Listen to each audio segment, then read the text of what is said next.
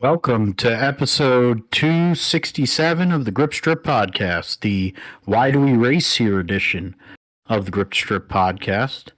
My name is Philip Matthew. I'm your host, winner of a sim race recently, but gonna get humbled really quickly over the next 6 weeks in a similar type of cars, too.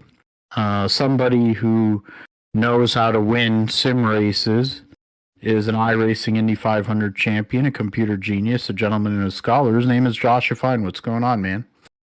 Doing great, Phil. Of course, yeah, it's that time again of the year. It is the month of May, and we know what that means. The Indianapolis 500, but also the Indy 500 on iRacing. So, gotta get ready for that, which is this weekend. So, yeah, I got to do the qualifying here in the next couple days before Friday night, and then I'll do one of the time slots here coming up on during the weekend. So we'll see how that goes. But yeah, now to open the month of May, of course, we still had plenty of racing throughout this weekend, including one Alex Palou, who did a lot of domination, returning his dominating ways, and a bunch of other stuff that happened. So yeah, ready to get into it.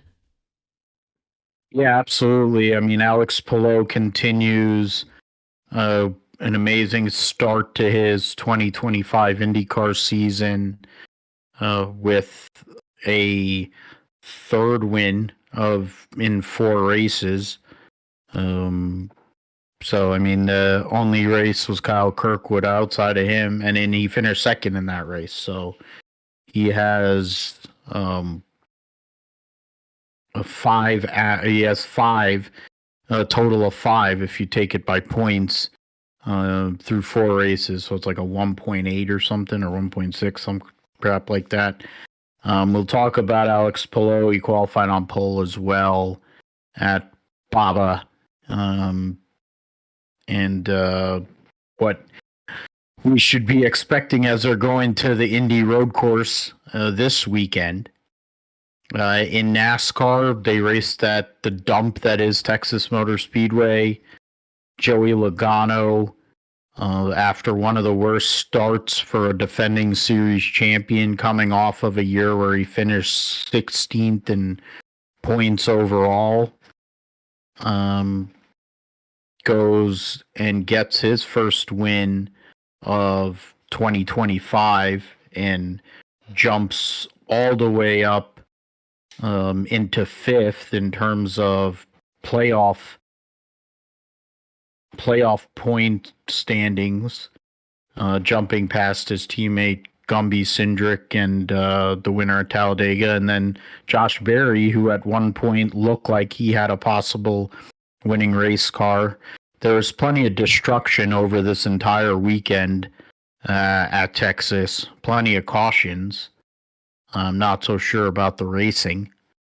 The F1 race at one of the biggest dumps there's ever been made, the Miami International Autodrome, also known as the Caesars Palace parking lot race, except you just have a football stadium around it. It's Stephen Ross's wet dream. That dump saw Oscar Piastri manage to get through the usual fish lip shenanigans to go and win his third race of the season there,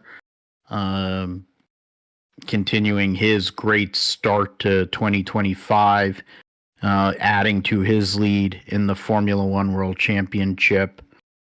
We'll go through all of the racing in IndyCar, NASCAR, all 3 series, Formula One. I'll talk about my GT3 and F1, Formula something league, maybe an IndyCar. That might be cool. Then I have somebody that can help me for sure.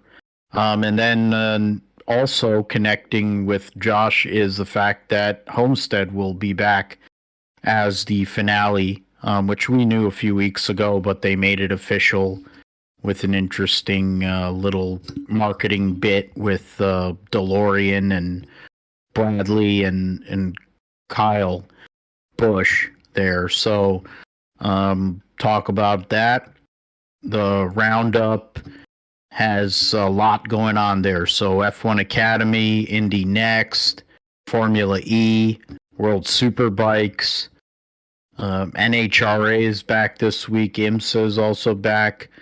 WEC, 6 hours of Spa, MotoGP and Moto2, and then Supercars.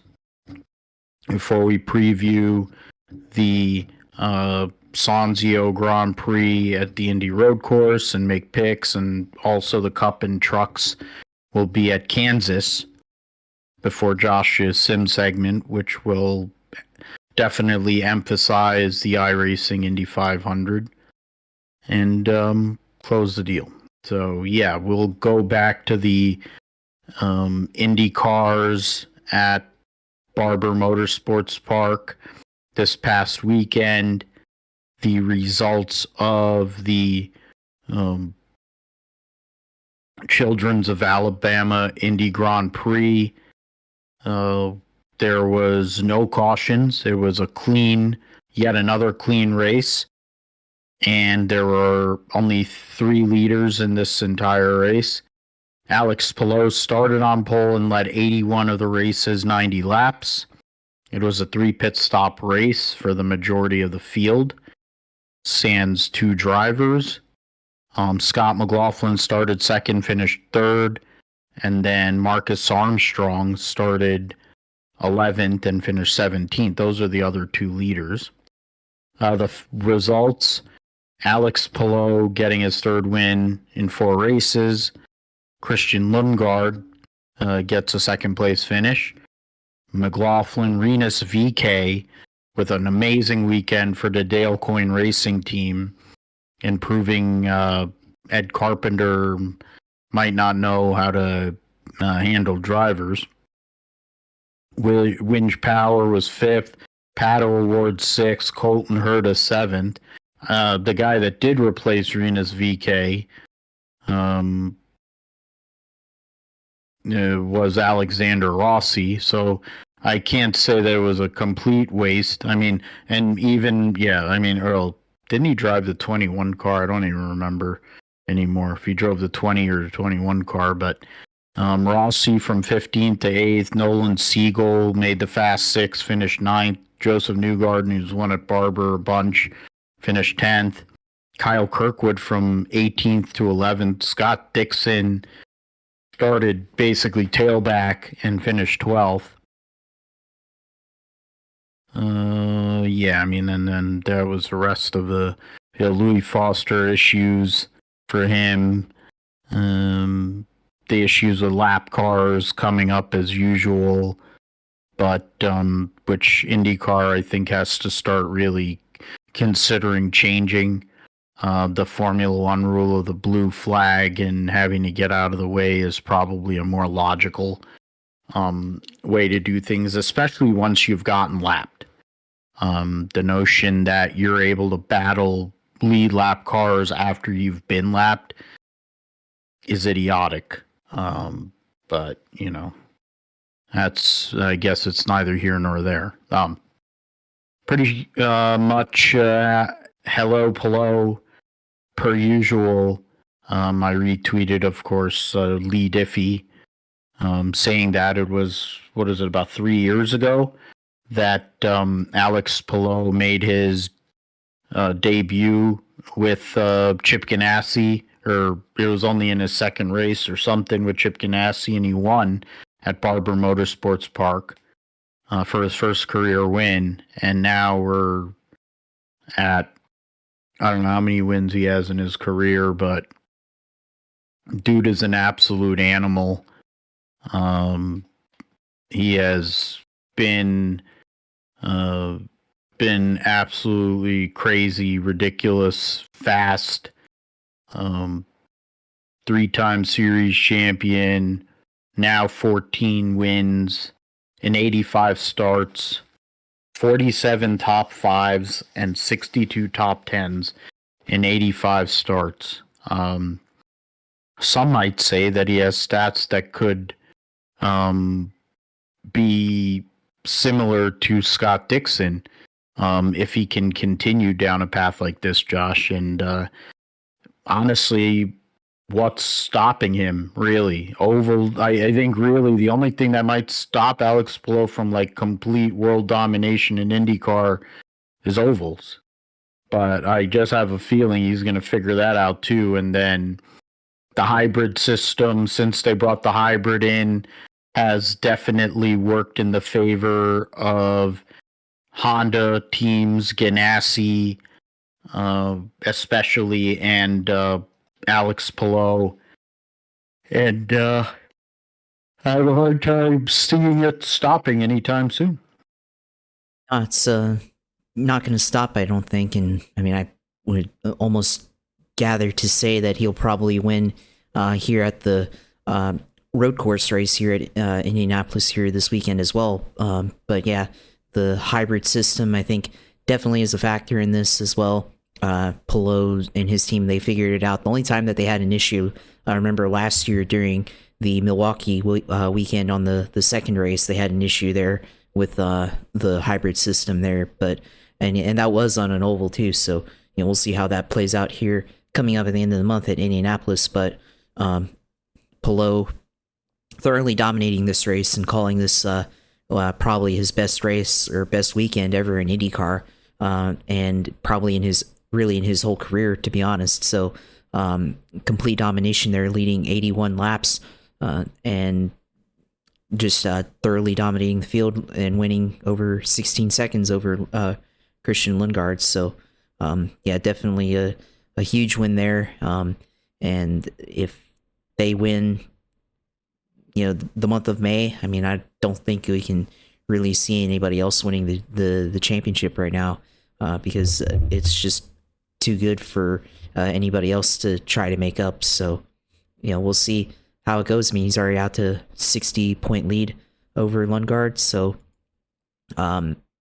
it's going to be a tough challenge for the rest of the field to be able to make up that gap to Palou already, unless somebody else figures something out, or Palou starts having a bunch of bad luck all of a sudden. So in an era where IndyCar, of course, trying to remarket itself with the new Fox deal and broaden their audience, of course, you might think that driver dominating might not be good for the TV ratings, but I think it shows how good he is, shows how well this team's performing right now, and I think he's the right guy to be showing as one of the faces of IndyCar, which they have been as one of the ads that they've been using for Fox. So definitely a good season for him so far, and can't wait to see how he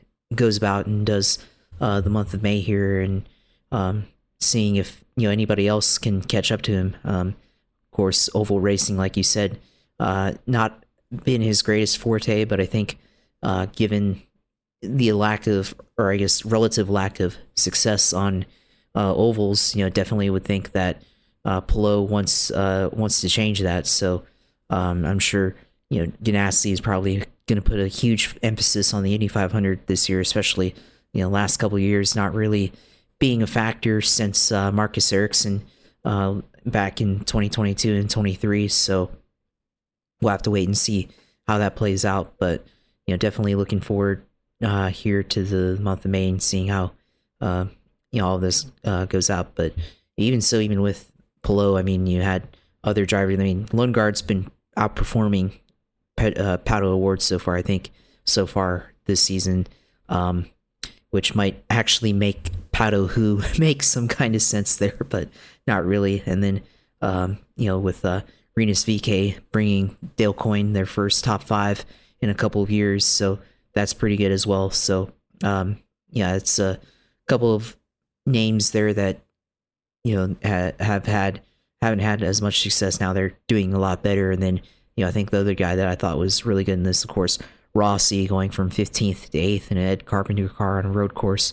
Definitely think that was a really great result there. So yeah, plenty to go around here at Baba, as he like to say, as Lee Diffie likes to say. But yeah, it was even with that, I mean, still think there was a lot of interesting things that happened throughout the day, even with all the dominance that Pelot did. Yeah, it's you have to take your hat off to him, and I mean, you had his teammate, the legend, starting in the back, and he had a great run to come all the way back to 12th, while his young teammate, who came in and took over that 10 car. I've said before, I probably have said it before. I feel like I've thought it a bunch. Is that he brings so many vibes of Dario Franchitti, who was, I think, I mean, the late great Dan Weldon had moments when he drove the 10 car. But honestly, the only person that I could say over the years that has given real competition to Scott Dixon as a teammate has been Dario Franchitti. Well, now we can say there's two people because the fact is Alex Palou. I mean, I think it would be interesting to go and have the side-by-side comparison on how many wins and I mean, obviously the championships are in the favor of Palou, but how many wins, poles, podiums, that whole thing, I think that would be an interesting statistical comparison to look at since Alex Palou became a driver for Chip Ganassi Racing. And you brought up Christian Lundgaard. You think about it, that car was supposed to be Alex Palou once upon a time when he signed for McLaren and then eventually reneged on that. So it's interesting how that all worked out. It looks like Lundgaard's probably the beneficiary because, you know, they have Philip Morris signing back with their Phalo, I guess, vape pens or whatever the hell they are. It's interesting how tobacco companies can still sponsor if you just do a different type of sponsorship. It's like the Mission Winnow sponsorship that Ferrari used to have and the like. So it's interesting for sure. The points out of 60, as Josh mentioned. The over Lundgaard, who's finished in the top 10 all four races, top 5 in 3 of the 4. Kyle Kirkwood is 69 points. 69! Back in third, so close battle for those two. Pato Award is in fourth, minus 88. Then there's, I mean, honestly, you go from Pato Award all the way back to Power is only 15 points. Award, McLaughlin, Rosenquist, Dixon, Herta, and Power. Being 100 points back after 4 races has got to be really, really disheartening. Alexander Rossi's ahead of Joseph Newgarden at the moment in the top 10. Rinus VK is tied with Joseph Newgarden in points. So crazy to think. Right now, Connor Daly getting beat by his teammate Stingray Robb, leaning into the whole he's very popular and he does great with the socials and whatever, but how much of a driver is he really, especially on road courses? But we'll see what happens with that. I like Connor Daly. But not being able to beat Stingray Robb is pretty weak. Let's move on to the god-awfulness that was Texas Motor Speedway. They raced the worthless 400 there on Sunday. They ran into overtime, 3 laps or 4 laps of overtime. there were, 20 lead changes amongst 13 drivers. There were 12 cautions for 73 laps. That was a spin. I was trying to look at where the 21. Oh, that was early in the race. So, Kyle Larson won a stage. Gumby won Gumby won stage 1, and Larson won stage 2. And Reddick finished second in both stages, but spun out. So, really, it was Gumby who got that early stage. I guess he was leading. Yeah, he led early in the race there. And after about around 120 something laps into the race, Larson really took over the lead there. And then you have Josh Berry, who was in the 21 trying to win a second race this year, wrecked while trying to get through 3 and 4 behind the wake of Cody Ware. Dennis Hamlin blew up in a ball of flames. So brutal result for him. Bowman had a bad day, so did Bubba. Amongst a bunch of people. The ones that kind of stand out with who were on the opposite side were Hocevar, who started the race on pole, his first career Cup pole, then caused a wreck, which is, of course, Carson Hocevar to a T. Cindric, McDowell, who was one of the fastest cars. He led 19 laps. He was up there all day and then destroyed himself late. Chase Briscoe was 17 laps down in 27th, so lost a bunch of points on Sunday with that performance. But in the end, 3 guys that were towards the second half of the field, and 4, if you had Richard, in the top 6, Logano, the winner, over Ross Chastain and Ryan Blaney. They started 27th, 31st, 24th, respectively. Larson was 4th. Eric Jones with a top 5 finish for Legacy. Richard was 6th. Bald Spot Dylan at one of his better racetracks, which tells you a lot about the racetrack. John Hunter Nemechek was 8th, so Legacy getting a double top 10. Christopher Bell was 9th. Daniel Suarez 10th, so a double top 10 for Trackhouse. You had, 23 cars on the lead lap. Got, credit to Todd Gilliland there, Ty Dillon, Riley Herbst got a top 15. Clyde was 16th after starting 29th.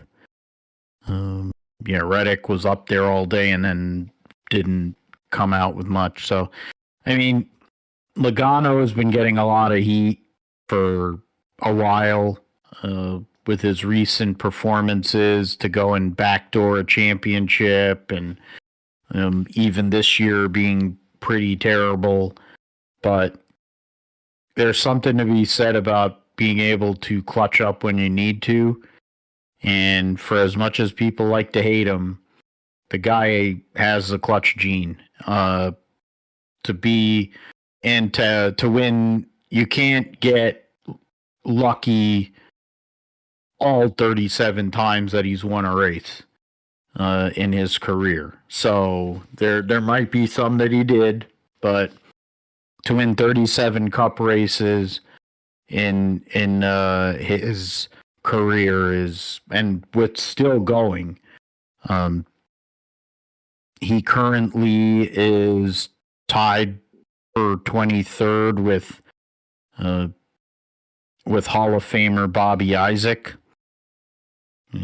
He needs to win 2 more to tie his old buddy Matt Kenseth's and Tim Flock, 2-time Cup Series champion, 3 away from tying his mentor, Mark Martin. So those are the numbers to catch. He breaks out of a tie with his old teammate Brad Keselowski there. You have Kurt Busch just behind him. He's going to probably get elected into the Hall of Fame. So, yeah, I mean, Logano goes out there with all the craziness that went on around him, and late in the race is able to go and do what's necessary to get his first win of the year, get himself locked into the playoffs. He was 11th in points, or 12th in points heading into this race. Now he's solidly in the playoff now for an opportunity to possibly become a 4-time Cup Series champion. Yeah, it's crazy to think that Joey Logano could have a shot at a 4th Cup Series championship and match Jeff Gordon there. So, yeah, definitely crazy thing that could happen there. But it's crazy to think how he has this clutch gene there, because he only led 7 laps there, and really that only became, I mean, they put themselves in position to be in the top 5, but that opportunity really opened up with McDowell being unable to hold the lead there, and then really just an awful block, I think, in my opinion, there at the end, trying to hold Logano at bay and just taking an awful angle into the corner that really opened up the opportunity for Joey to get by him there in turn 3 and 4, which I think also kind of tells you the lack of experience that McDowell has with controlling the lead on a non-super speedway or even last year he couldn't hold on for Brad Keselowski at Talladega last year, but non-road course race. So it was definitely, I mean, it's going to be tough for him to hold off Logano there, because I think Logano did have the tire advantage on the left sides, but McDowell just taking him all the way down to the forcing him down below the apron there on the backstretch. Just not really a good move there to be able to give yourself a chance to hold on there throughout the next corner, because you got to be able to still make the corner and get through that, and everything. That just killed his momentum, and that allowed Logano there to get by. And Logano, of course, on the next restart, he was able to beat his teammate into the corner. So yeah, really good there, being able to do that, and then of course going out and win the race. So yeah, for Logano is definitely a good result finally for him. I mean, he's only had 2 top 10s, a ton of stage points, but just doesn't have the finishes to go along with it, which that's why he should be lower, honestly. If you only have 1 top 10 or 1 top 5, 2 top 10s at this stage of the season, at the 11th race, I mean, you expect them to be like pretty lower, something like 20th or something in points, or 15th or something like that. But they're back in the thick of it here, and now they have a playoff spot clinched, so they don't have to worry about any of that now. They can continue to be as clutch as they need to and try and experiment with things to put themselves in position to win at the end of the season. So gotta give them a lot of credit for being able to execute there. But I think a lot of drivers there, especially his teammate Ryan Blaney, I think probably seething at a chance that they could have had to go and get a win there. So yeah, it's definitely a shake up there in the playoff standings, but considering who it is, it really shouldn't be much of a surprise. Shouldn't be a surprise at this point after how many years Joey Logano has been at this. He's been dominant and paid the price because of, his issues with Kenseth. He's had a chance in the final race and got wrecked when it was with Edwards. And then in recent years, he's figured out a way to put himself in position when it mattered most, winning at Vegas, winning at Phoenix, and getting a win at Texas, getting AAA a win in the Cup Series, first time ever, which is crazy to think. So that's Joey Logano for you. Whatever you want to say about him, pizza face. The points right now, playoff points standings, has Christopher Bell in the lead, or tied for the lead with Kyle Larson.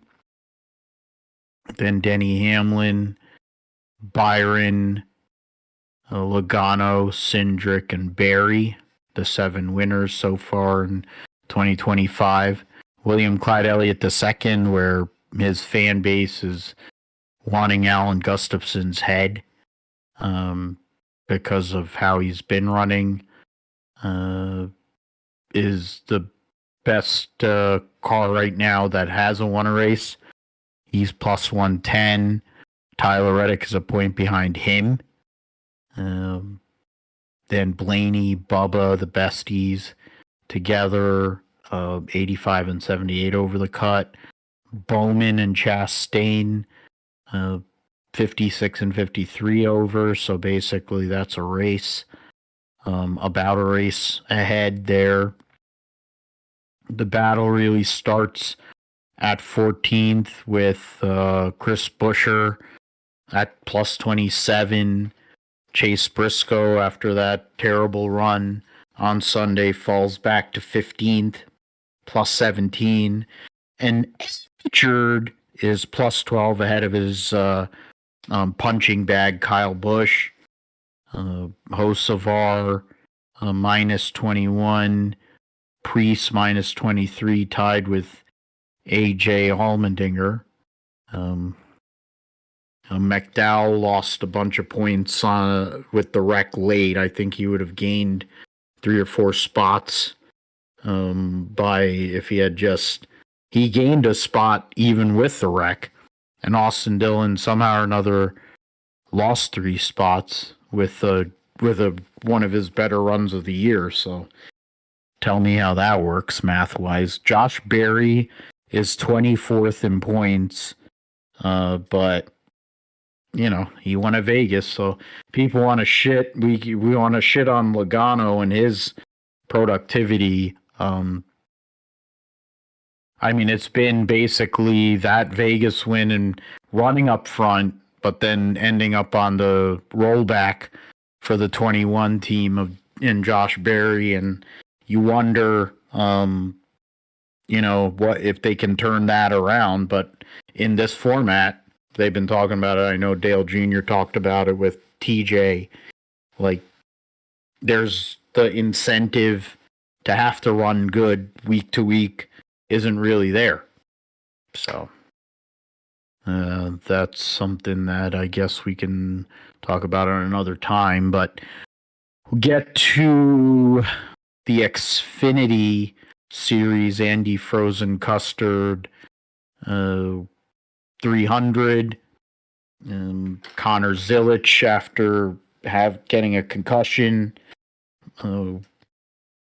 having, I think it was concussion or back or whatever, one of them deals, and he pulled himself out of the car for the weekend, and JRM called in a substitute.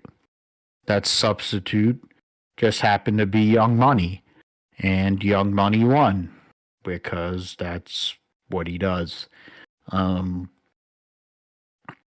He's been close in other races. It almost turned pear-shaped for him because of a late caution, but he was able to fade that. the reality of the world is the biggest story of the day. I mean, terrible, terrible day for Colleague Racing. Wrecked car for Williams. Christian Eckes going and blowing up. You had the only car of their team that actually, because it's what, the 11, the 16, the 10 was the only one that actually had a decent run, and he finished 11th. So Larson gets the win, led the third most laps. Taylor Gray second, Riley Herbst third. Hank Hill led the second most laps, won stage 2. Finished fourth. Sam Mayer fifth. Harrison Burton was sixth. Jesse Love seventh. Ryan Sieg, Bruckshot Jones, Jeb Burton, top 10. Herbst from 27th to finish third, and Larson from 20th to win. There were 20 cars on the lead lap. Nick Sanchez was the last car on the lead lap. He was up front late in the race, but then had issues on the restarts and stuff. Corey Day had a damaged car, but came back from 33rd to finish 16th. Parker Retzloff was in the back and somehow or another finished 14th in the Knox Zima car. Sawalich, one of his better runs in what has been a pretty pathetic rookie campaign.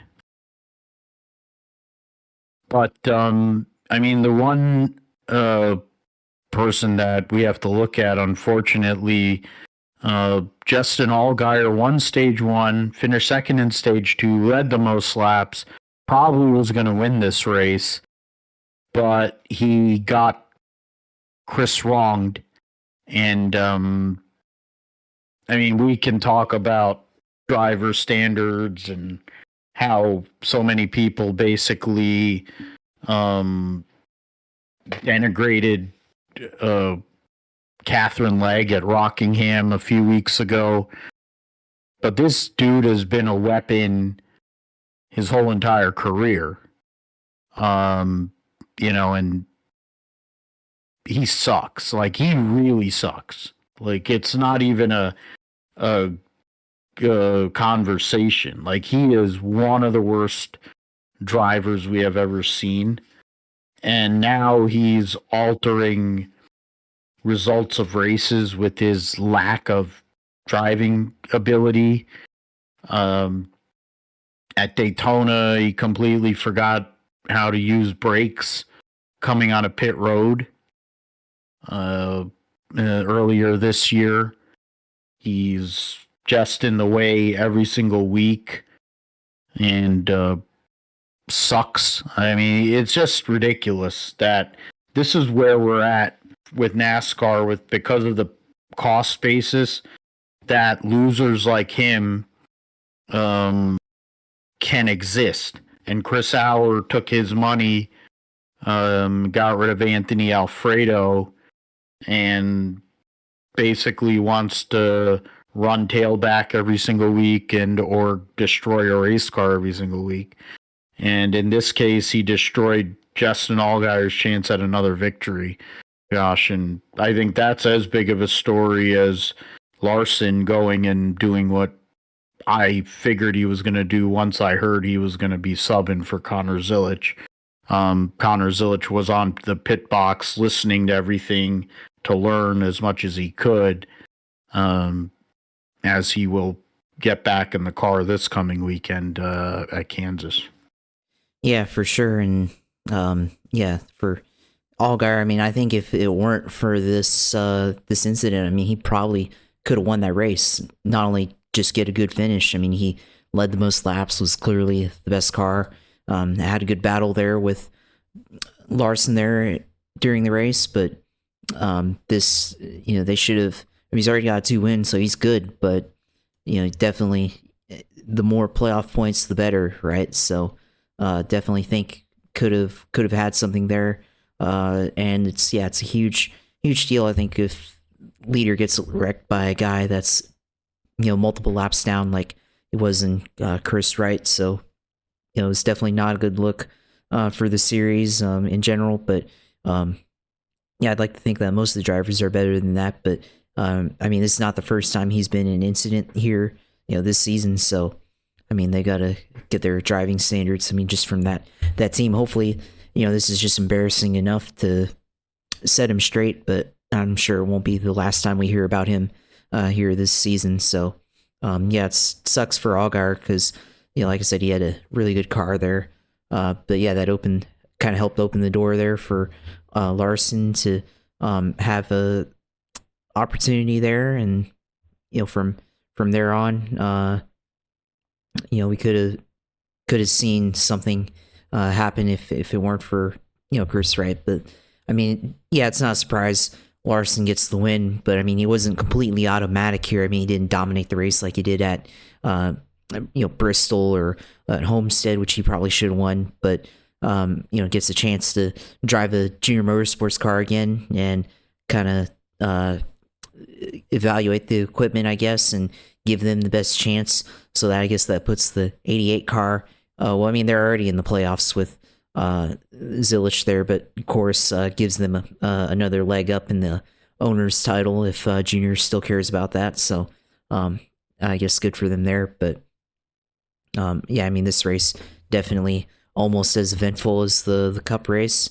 Plenty of action, throughout it. And I mean, yeah, why do we race at this place called Texas Motor Speedway? And it's like I told you and Joe in the chat, like, just destroy this place and get rid of it. So yeah, I mean, Larson goes out and dominates. I mean, I picked Austin Hill, who of course won the pole, but didn't come through. I mean, he had a ton of laps led as well, but it just wasn't meant to be for him this weekend there. But hopefully, Zilich, I mean, seems like he'll be back in the car relatively soon. I mean, doesn't look like had any major injuries. Just I assume it's probably just like a strained back or something that would definitely, while you're not like having broken bones or anything like that or any type of fracture, definitely something that might make you feel uncomfortable in the being in the car for a couple of hours and running at those speeds with kind of the condition that Texas is in, with especially with the possibility of getting into another crash there. So I think we'll he'll be able to heal up in time to get back into action at Charlotte. So hopefully that's the case there. But yeah, this as always, yeah, like I said, it's always tends to be in an eventful race here at Texas, and definitely with all the stuff that happened, especially lap cars getting in the way, taking out good cars there, definitely made that for a little bit of controversy in addition to the eventfulness. Yeah, and that's my mistake. Good catch there. The Xfinity won't be there this weekend. It'll be the trucks, and Xfinity has time off, so resting before one of their big races, probably their second biggest race of the year, the usual Charlotte Memorial Day 300. Used to, in the old days of the Busch Series, used to run a hooligan race to fill the field, because so many cars would show up when that used to be a thing in NASCAR. And so yeah, so we'll see them back at the end of the month there. They'll get some well-earned time off and get to go and have some be able to go and build some stuff back up, build some reserves as they go on it'll be a busy stretch coming up after the 2 weeks they have off. They'll race 2 races in a row. They'll take a week off and then run for, what is it, 5, 6, 7, 8, 9 races, 9 weeks, and then another off week, and then 3, 4 races, their last off week of the year, and then they run out the final 6 races to finish out the year. So they do have like some decent, breaks. It's not like the Cup Series, which is going to run the rest of the season basically without a week off. So at least they have some time in between races and stuff. So we'll see what happens accordingly with the Xfinity Series.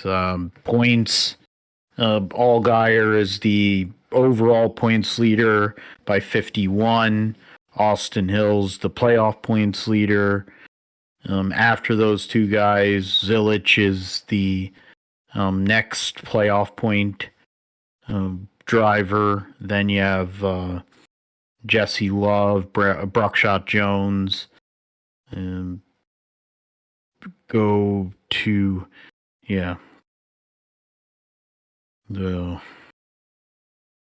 and Sammy Smith actually. So 6 winners, 6 regulars that have won. Sam Mayer, really solid points wise. I don't think he's going to have any concern. The real discussion starts at Carson Kvapil at plus 31, Jeb Burton plus 27, Ryan Sieg plus 24, Harrison Burton plus 14, and Sheldon Creed plus 11 over Daniel Dye, Taylor Gray minus 19, Nick Sanchez minus 21. That's really where we're at. 15 for 12 after a third of the season. So we'll see how that goes in a few weeks' time. The Truck Series, it continues to be Corey Heim. He is got a stranglehold on things, and at Texas wasn't any different. Domination, led the most laps, won a stage, and he all got was 4 points away. It was only the stage win in stage 1 away from a perfect day. Double-digit cautions in all 3 major races, so that continued here. There was a huge wreck early in the race because Gio Ruggiero decided that the grass didn't matter, took out his teammate Bruckshot Jones and then Caden Honeycutt, who had started 6th. So huge amount of points lost there. Lane Riggs wrecked on his own in turn 2. You had Luke Fenhouse had issues. I mean, there were a lot of wrecked trucks on Friday night. In terms of trucks on the lead lap, there were 16 that finished on the lead lap. Nick Sanchez actually was driving a Spire truck on Friday. And going back the other way, though, Heim, the winner, Daniel Hemrick, second place finish, Raja Karuth, based on the replays and pictures and still photos, looked like he won. But NASCAR's great system of figuring out who was the leader at caution said otherwise. Tyler Ankrum started on pole, led 24 laps, finished 4th. Tanner Gray from 25th to 5th. Ben Rhodes, 28th to 6th. Matt Crafton, 22nd to 7th. So that's one of his best runs in God knows how long. Bailey Curry, 17th to 8th. Dawson Sutton, 20th to 9th. And Ty Majeski, 24th to 10th. Stephen Parsons, credit to him, 32nd to 12th. Limited races he gets to do, so Credit to him. Yeah, so that's that. I mean, you had a bunch of guys that were up front: Jake Garcia, Mozak, Enfinger, Lane Riggs, Ruggiero, Honeycutt, that all were in the garage when it ended there. So, I mean, it's about Corey Haim. That's really it. I mean, it's if I mean, I guess that I say this, and I think I'm going to continue saying this the rest of the season. How Corey Haim figures out a way to Denny Hamlin himself here, because he's about to be a drive for Denny Hamlin anyways, because Keebler Gibbs hates him.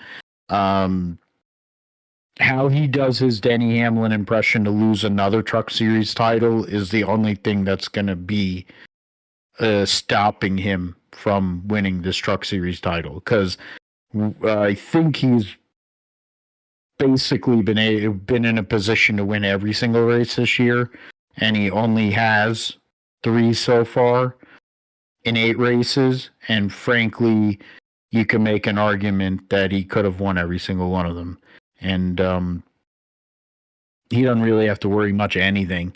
46-point lead. If he's going to get those bonus points too. So at the rate he's going, he's going to make Phoenix. So I really don't know what else to say about the Truck Series at this point, Josh. Yeah, I don't know either, to be honest with you. I mean, yeah, Corey Haim. I mean, I think it's a pretty incredible season if, you could have won nearly every race this year. So, it's kind of, like you said, in addition to that, Denny Hamlin himself. I mean, I remember an episode of Actions Detrimental where Denny was talking about, man, how many races he should have won. There's probably about 100 races he probably could have won. And that's, so far in his Truck Series career, that's probably, I mean, not 100, obviously exaggerating, but there's definitely been plenty of races where Corey Haim probably should have won, came away with the victory there. So at least he did here. Of course, kind of controversial here with the way the caution fell at the end, or one of them, because it looked like Roger Carruth was ahead of him at where the TV thought the scoring loop was, but then it was different to where the scoring loop was once they decided, and that kind of gave Corey Haim the edge there. So yeah, Raja definitely could have had an opportunity there to win. He's having a decent season, I think, but win would definitely make it much better for him here in the Truck Series so far. I mean, he's still outside the top 10 in points there, but last couple of weeks have started to improve for him, but still hasn't won yet there. So yeah, I mean, Corey Haim,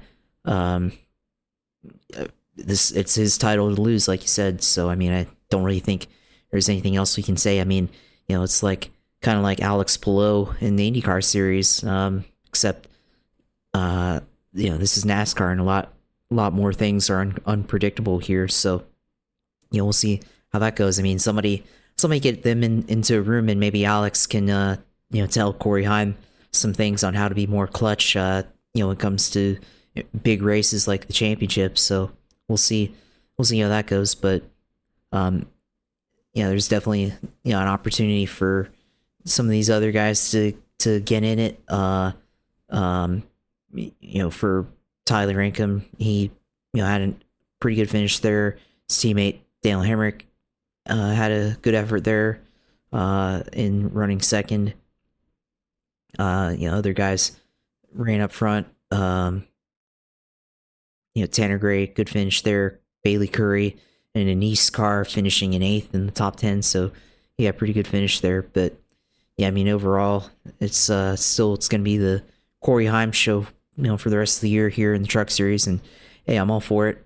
Got to show he's as good as what they say he is, and prove that 2311 deserves to have him, and deserves to expand to a 4th car for him in the Cup Series at some point, or if it's not next year. So, hopefully that comes to play and we'll see him in the Cup Series soon. But yeah, I mean, it's not really much else we can say about the Truck Series, to be honest, like you said. Yeah, he's that was his 14th win of his career in the Truck Series. This is his fourth, or only his third full season. He's only run, of course, 8 races so far this year. He ran 16 races in 22 and won 2 of those. And then in the 2 seasons he's been a full-time competitor, he's finished third and second in points in 23 and 24, won 3 races in 23, won 6 races in 24. He led 682 laps total last year. In 8 races so far this year, he's led 440. He has 3 wins, 5 top 5s, 7 top 10s in 8 races. Which is just he won Daytona. Atlanta was a rough one. Won Las Vegas, was on pole at Homestead and lost to Larson. Was on pole at Martinsville. Led 149 of the race's 200 laps, but ended up getting shuffled late. Finished third at Bristol, which I think was the race where Larson didn't win. And then, yeah, 8th at Rockingham because he ran out of fuel. And then, yeah, winning at Texas. So there you go. And huge points lead, not a lot of resistance. So we'll see what happens. They'll be at Kansas this week. Short field, very short field. So nothing to worry about anybody failing to qualify. The point standings, I mean, really, you have the 4 drivers that have won a race this year, and Heim, Chandler Smith, Hemrick, and Ankrum. Majeski's plus 58, Enfinger plus 46, Jake Garcia plus 40, Lane Riggs plus 38. Caden Honeycutt's plus 16, Ben Rhodes plus 11 over Stuball, Tanner Gray's minus 18. Raja Caruth, after a start to the year now, is at minus 22. Gio Ruggiero, minus 28. And Crafton, minus 37. And Jack Wood is minus 42. That's the battle right now for the playoff. After that, it's already you'd need to win a race probably to have a chance for any of them other people that have run every single week amongst that group. So we move on from the Truck Series and NASCAR to Formula One. The Grand Prix of Miami, and we have been unfortunately given another 15 years of this race, or 16 years of this race. So they'll be racing around that parking lot and that goofy stadium for a long time. In the weekend itself, the sprint race saw Andrea Kimi Antonelli qualify on pole, but he didn't get the best start, got shuffled. It was a wet race initially. Oh, that's regular qualifying. That's not what I wanted. In sprint qualifying, Antonelli won the pole over Oscar Piastri, Norris, Fishlips, Russell. And in the sprint itself, Lando Norris ended up winning under yellow. With the changing conditions, the track drying, Lewis Hamilton pitted early and was able to jump a lot of the drivers that were ahead of him because he was buried around 7th, 8th, whatever, and made a lot of time and was probably in position to win if it weren't for Liam Lawson and Fred Alonso running over each other. Charles Leclerc crashed on the reconnaissance on his sighting lap. Carlos Sainz's car, I think he had a crash too, or he had a mechanical. I forget offhand. Fred Alonso, I mentioned his crash. Fishlips, because of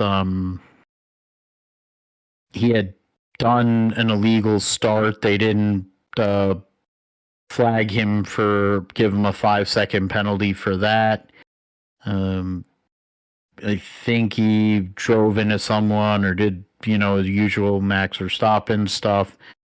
But what ended up getting him penalized was an unsafe release, which saw him crash into, I think it was Antonelli. I believe it was Antonelli he crashed into, which, is terrible on the part of Red Bull to release a driver when they know somebody else is coming, but they have their own set of rules.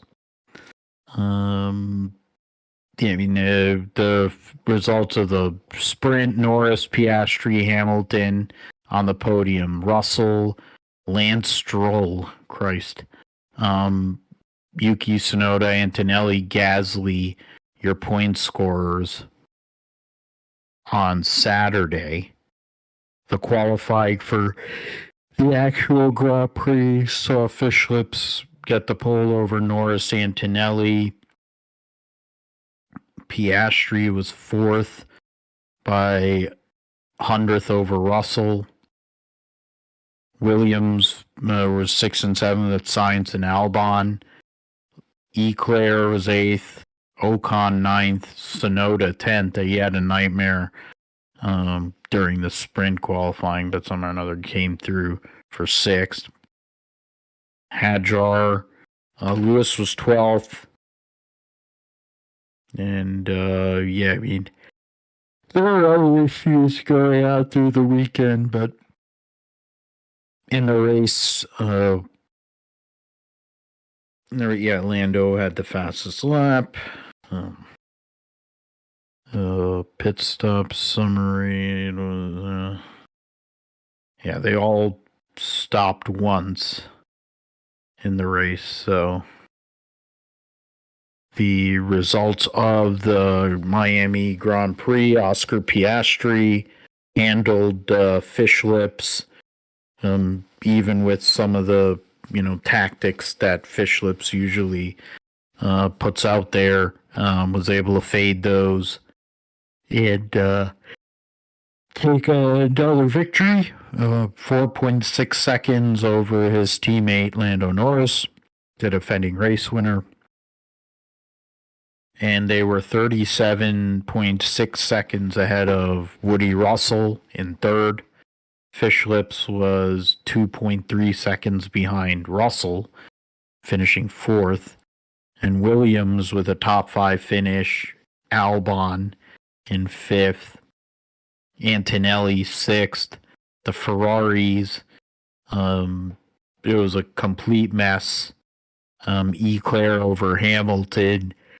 Sainz was right there with him in ninth and drove into the side of Hamilton the same way as they were all driving into each other with the life-size Lego cars, which I think was more interesting than the race itself, actual race.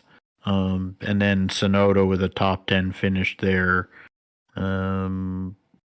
Jack Doohan, I think he had some sort of mechanical before the race even started. I'm trying to remember what happened to those rookies. I believe Bortoletto's car quit. Bierman had crashed or has been having his issues with crashes. Lawson's been hitting everything but the lottery. So yeah, I mean, right now, Piastri, I like to tell people that I picked him to win the world championship, and with the way things are going at the moment, I have a hard time seeing why not. But Norris, Russell, and Verstappen are his three main competitors for the championship, Josh, and they were all right there with him, albeit, big gap from the McLarens to everyone else. But Piastri is able to fade Max Verstappen's driving tactics and get another victory in 2025. Yeah, Piastri, proving that he's continuing to lead the championship here, and definitely benefited from Verstappen not having the best start at the beginning of the race, and that battle between him and Verstappen and Norris. I mean, I think that portion of the race was definitely fairly compelling for me. The Miami Grand Prix so far in its history up until Sunday wasn't all that exciting.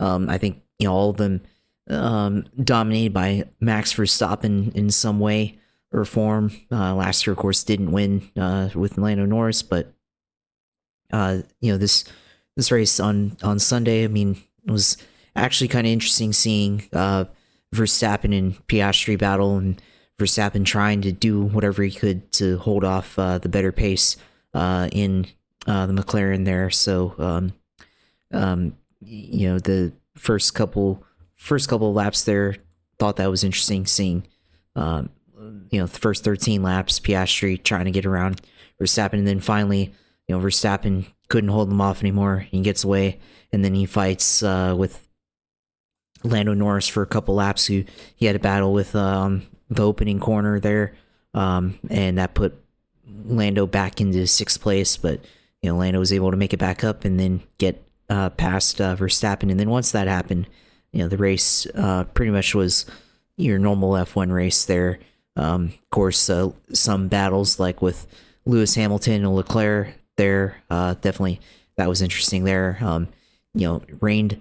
There was threat of rain throughout the forecast on Sunday, and then of course Leclerc test drove or hydroplaned the parking lot there on Saturday. So there's definitely some interesting things that happened in this race that made it interesting for once in its short history. And now we're gonna get an extension of this, but I don't know if we'll continue to see this same type of racing there. But for McLaren, they continue to show why they're the class of the field. Piastri, I think, he's probably gonna have a really good run here, and probably win the championship. So I mean, credit to you on getting that right there. Lando, of course, had a chance there at the start, but I mean, he probably would have been overtaken by Piastri there at the very, at some point during that. But it was very typical once everything got settled there. So I mean, it was, for me, I mean, I guess it was kind of interesting because I had a friend that went to that race, so he was telling me all about it, and his second time being at an F1 race because he went to Las Vegas last year, but I was kind of interested seeing how this would play out, and at least that part of the race was entertaining enough. So yeah, it was definitely, at least as far as I can tell, probably the best Miami Grand Prix, which isn't saying much so far, but it is what it is. But yeah, Lewis didn't really do that well. I mean, I think he was showing a lot of fight, but the Ferrari didn't have the fight in it to do any better than 8th there, but he did make it into the points from 12th there. So, of course, battling with Carlos there, and I was talking to somebody at work, and they're Carlos fans, and they were saying, well, maybe Lewis will let over for Carlos also because they let over for Leclerc. So that was kind of interesting there, but it was fairly good Grand Prix for whatever it was, but now Oscar continues to add on to his point lead, and I think it's going to be close with Lando there. I mean, they're pretty much on kind of equal footing, but I think at this point in the season, Oscar's got the advantage, and that's going to continue to grow as the season plays out. And right now, 16-point lead for Piastri over Norris. That's what we have to look at there. 32 over Fishlips, who was only 6 points ahead of Woody. So that's a compelling battle between those two drivers. The McLaren teammates, then you have Fishlips and Woody. In the battle after that, Leclerc 5 points ahead of Antonelli and 12 points ahead of Lewis. Alex Albon is in 8th. Ocon and Stroll, who has all the points for Aston Martin this year, which tells you a lot. The McLaren's 105 points ahead of Mercedes, and that's the total number of points Red Bull has, is 105. So they're was it 36? Yeah, 36 points behind Mercedes at the moment, and 11 points ahead of Ferrari. So they could fall back to 4th in constructors, which is crazy to think. Ferrari, of course, wasn't even the 3rd best team this past weekend. They were really behind one Red Bull, both Mercedes, and both McLarens, and then Williams too. So that's pretty crazy to think. Now, Williams pulling away 17 points ahead of Haas. Aston with 14 points. The Toro Rosso team has 8 points. They're 1 point ahead of Alpine and 2 points at a kickstart Sauber. The Alpine team fired, or Oliver Oakes resigned on after just 6 Grand Prix. So, I mean, that's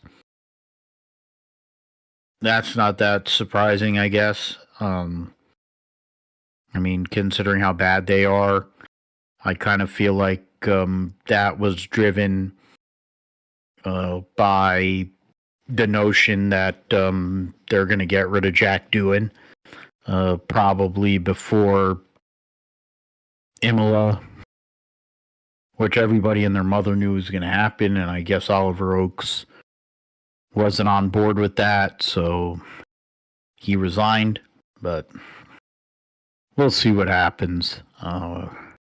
It's Formula One for you.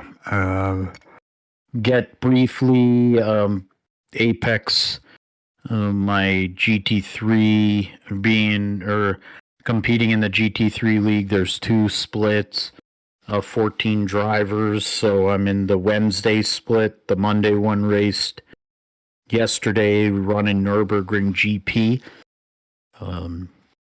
Nunzio basically is the commissioner of the league, and ACC Mark driving the Apple Computers Porsche, throwing back to Alan Moffat.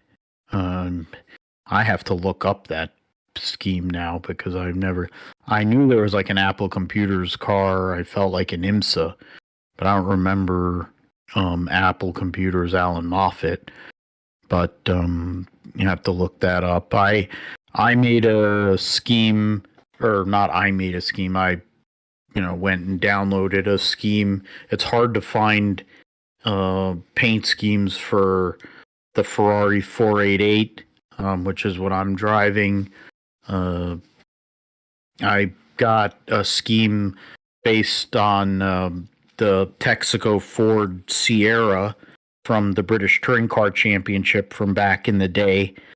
So it's funny how I took a paint scheme off of a Ford and put it on a Ferrari.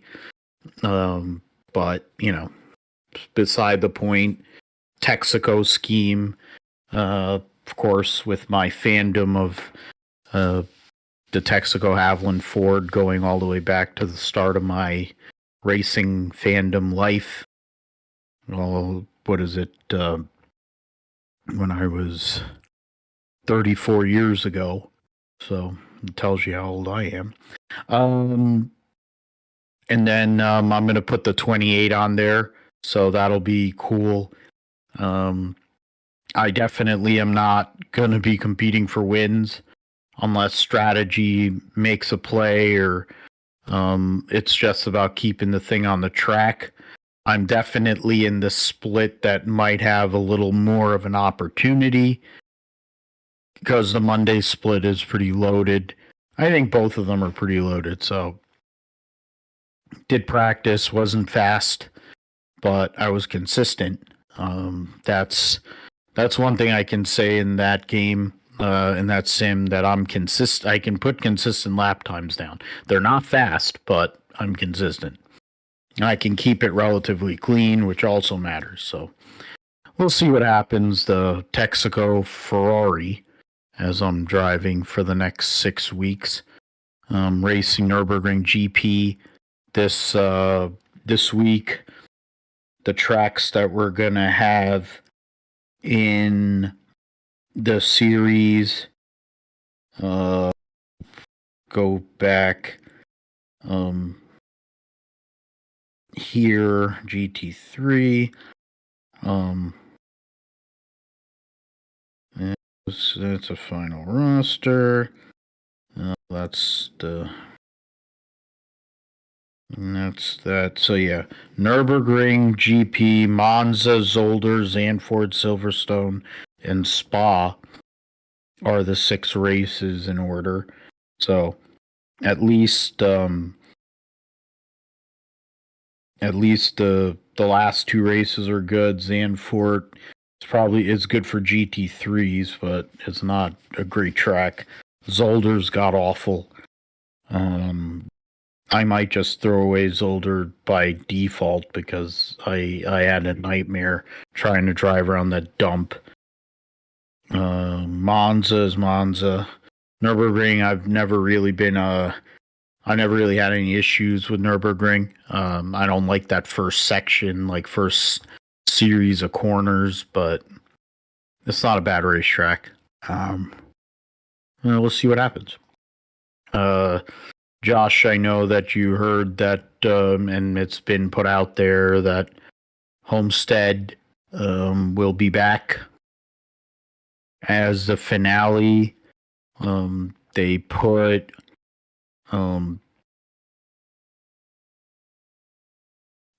that they're probably going to have tracks that are in warmer climates, which might open up an opportunity for SMI to have a finale at Las Vegas, maybe Charlotte. if they decide to go back on the oval. Like they had 2 races on the oval back for many, many years instead of the roval.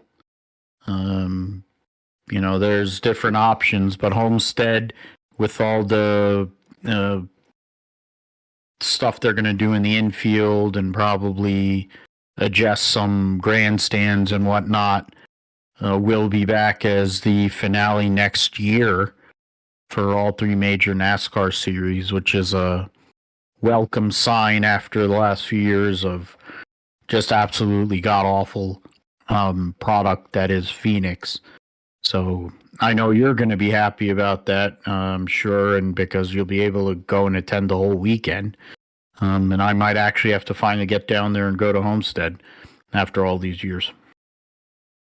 Yeah, it's pretty exciting to see that. With Homestead being back on the calendar for the championship weekend next year, November 6th through 8th. So, I mean, that'll be a good birthday present for me too. So, we'll see, how that goes next year. But, it's going to be in rotation. So, I think they said Phoenix will still be within that rotation, but, we're not going to have Phoenix every year, but it'll definitely make it interesting, I think, because there will be, tracks where that are in that rotation where maybe we'll have gone to that track, like Phoenix. So like the year that Phoenix is in the rotation, well, when they have the Phoenix race, we'll have a pretty good idea of how that's going to go. At the end of the season, of course, Homestead, at the end of the year, I think that brings in, guys who are good at Homestead that could win the championship, like Larson, Tyler Reddick, guys like that who really know how to run the fence and run that well there. So that's definitely part of it. I think Charlotte could be in that with, it's kind of the fall, but still, warmer than the north. So that's definitely something there. I almost want to say Nashville or Bristol could be part of it too. But I don't know if, that's considered warm enough. But Nashville might be an option because it's a bigger market than, Bristol is.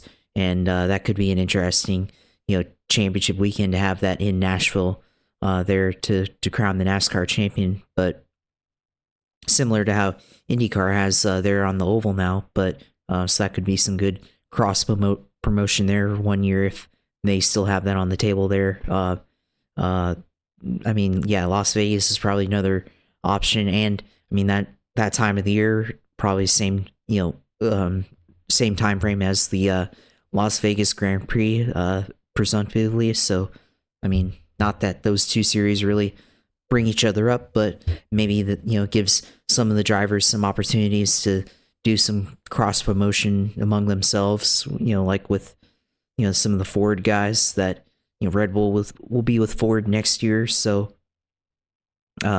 starting then with the NASCAR Ford guys, that's definitely an option there too. But yeah, glad at least for next year it's coming back to Homestead. So I would like it to be at Homestead every year, but I guess to satisfy the fans that want to see rotating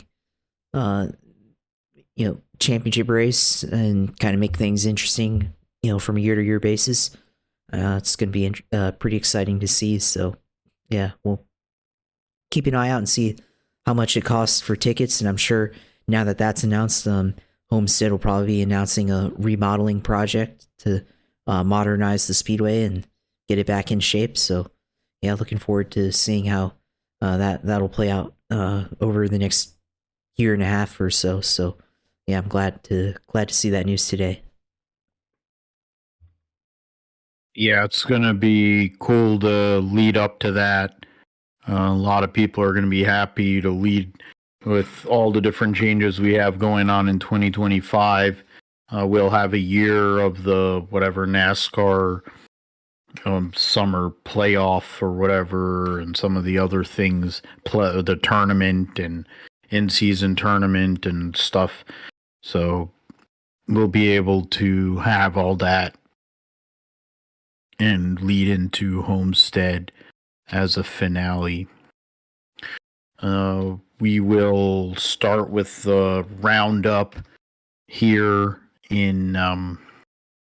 They were only able to race one of the races at Miami, so it's been a weird season. I think they said they were supposed to have 3 races in a weekend, I thought, but I guess they've had 2 races at the first 2 rounds, and then because of the torrential rains, we're only able to race. So it is only 2 races. Okay. So Dorian Pan was the winner, the Mercedes driver, junior driver for Prema, driving 28 car. Palmowski was second. Chloe Chambers was third. Woog was fourth.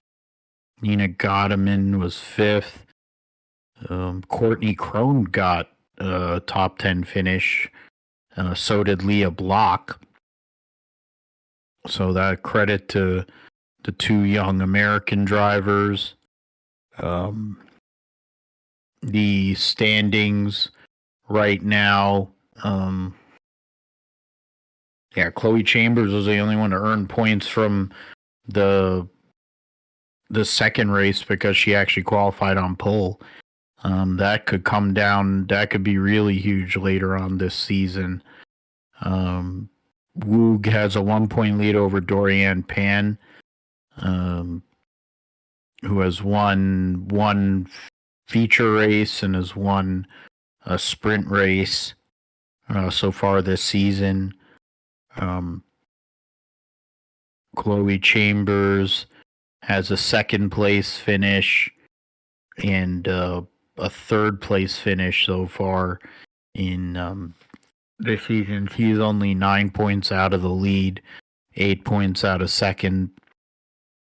Palmowski has the win in the sprint in Shanghai, and then also decent result, a 4th place result in the feature at Jeddah. Then those are really she's 20 points back, so those are really the 4 that are in play at the moment. Leah Block right now in 12th in points, and Courtney Crone didn't score any points. Even with the 9th place finish, because I guess they only give out points to the top. 5, 6, 7, 8 in the sprint race, and then they give 1, 2, 3, 4, 5, 8, 9, 10 in the feature. We'll see what happens. Their next race will be in Montreal in June. Middle of June. Indy next was Dennis Hauger. Domination. He's at a different level, similar to like Alex Palou or some of these other people that have been dominant early in the season. He's another one. He should be in an IndyCar next year, but will he have the budget? That's to be determined. They'll be at the Indy Road Course this weekend for that race. They should be racing the Freedom 100, but thank Penske Motorsports for getting rid of that. In terms when they bought the series. And Formula E, Buemi, really? So the in the Monaco in round 6, the first of 2 races, Oliver Rowland gets the win over Nick DeVries and Jake Dennis. Mortara gives Mahindra 2 cars in the top 5. Nico Muller gives Andretti 2 cars in the top 5. Defending world champion Pascal Wehrlein got the fastest lap. Finished 6th. Dick Tantrum, Robin Fry, Stoffel Van Dorn, Max Gunther, your top 10. In race 2, Sebastian Buemi over Roland, who had qualified on pole. Nick Cassidy finished 3rd after starting 14th, which is crazy to think at Monaco.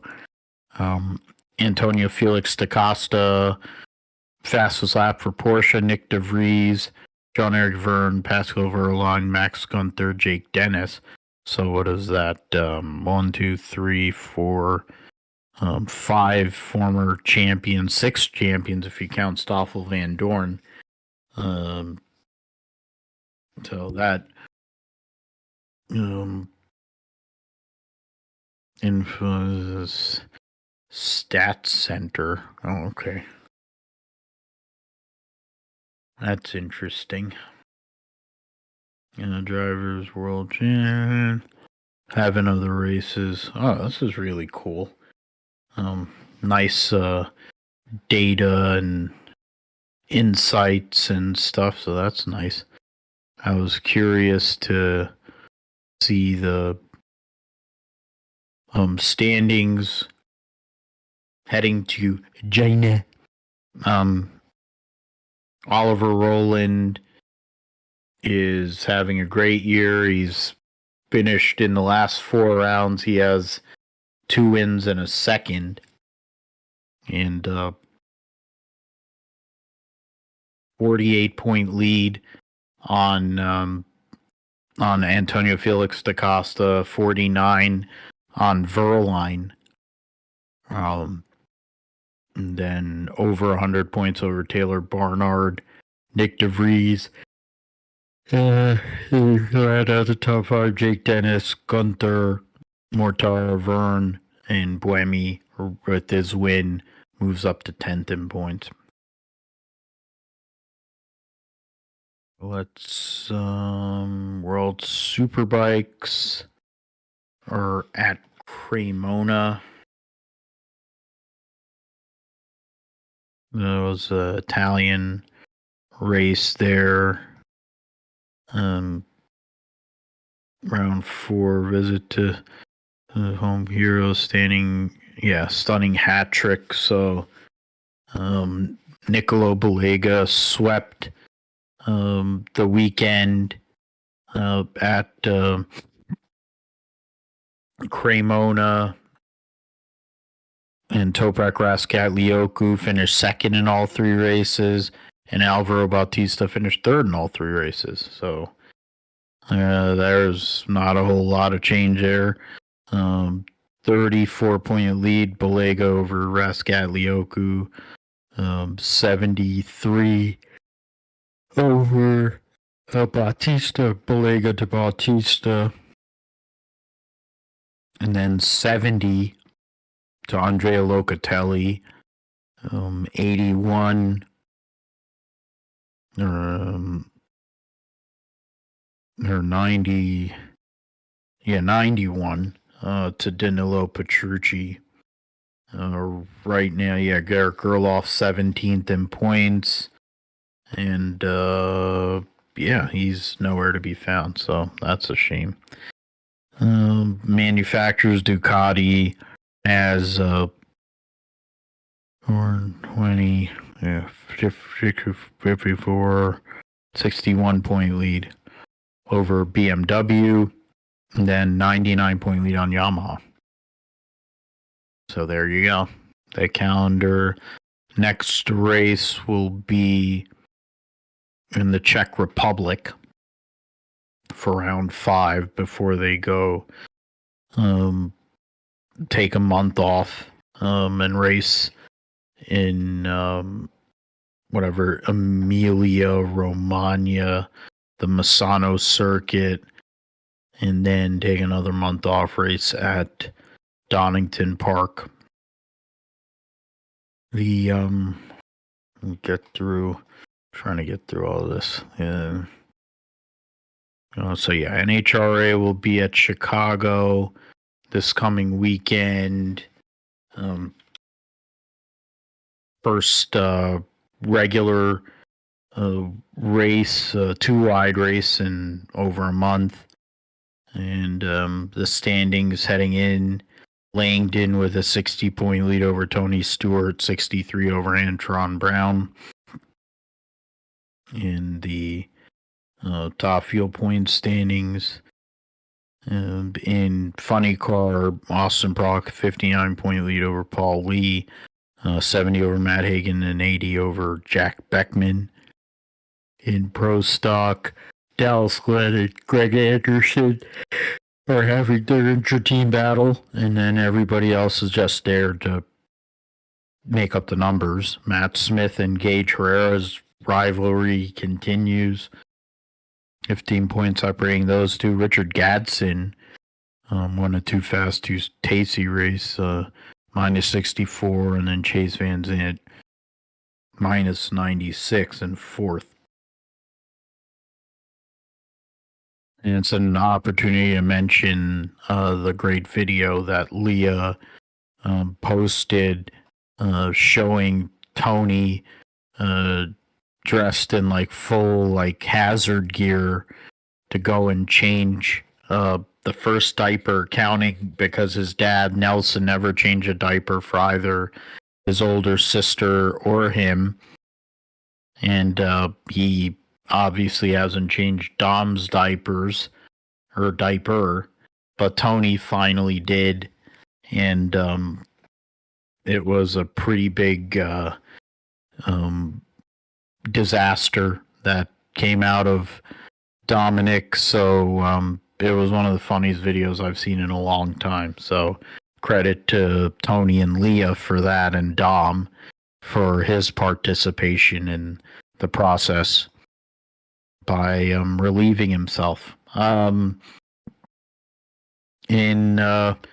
Laguna, IMSA Racing coming back for a sprint race at Laguna Seca, the Tyrac Monterey Sports Car Championship.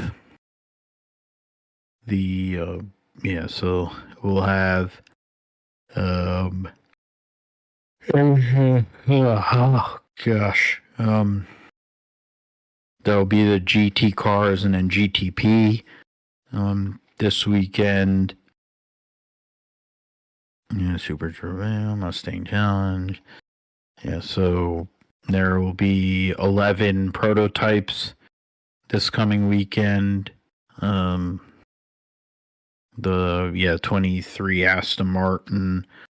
We got the usual, the two Cadillacs or three Cadillacs. You'll have Frederick Vesti's in the 31. Two Hondas, Acuras for Meyershank, Porsches, three Porsches, and then the two BMWs. In GT Pro, there's 10 cars there.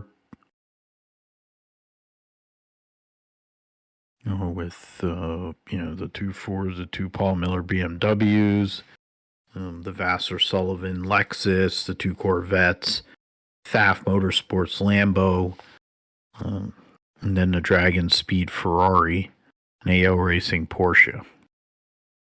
GTD is 15 entries, biggest part of the entry there. And Robbie Wickens will have Alec Udell as his teammate this weekend at Laguna.